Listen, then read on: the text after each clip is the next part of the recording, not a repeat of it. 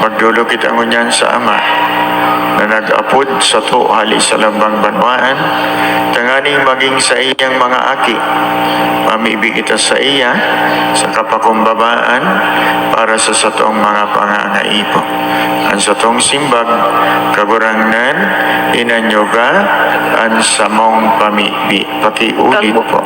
Kagurangnan, hinanyuga, ang samong pamibi.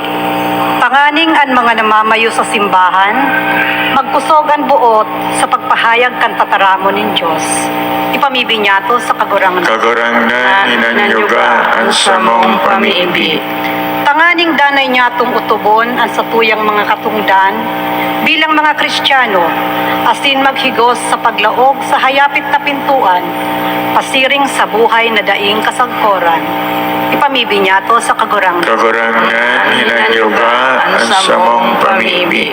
Tanganing ang gabos ng mga magurang, patunayan sa mga kaakian, na ang sa indang pagkamuot, mapapusog kan sa indang pagtubod, urog na sa panahon, nin makuring pagsubok.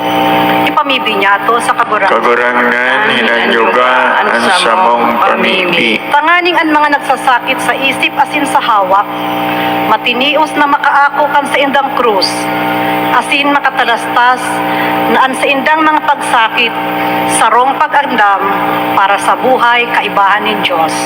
Ipamibi niya to sa kagurangnan. Kagurangnan, inanyoga, ang samong pamibi. Tanganing ang mga paratubod na gadan, akoon asin makalaog sa kahadean nin langit. Ipamibi niya to sa kagurangnan. Kagurangnan, inanyoga, ang samong pamibi.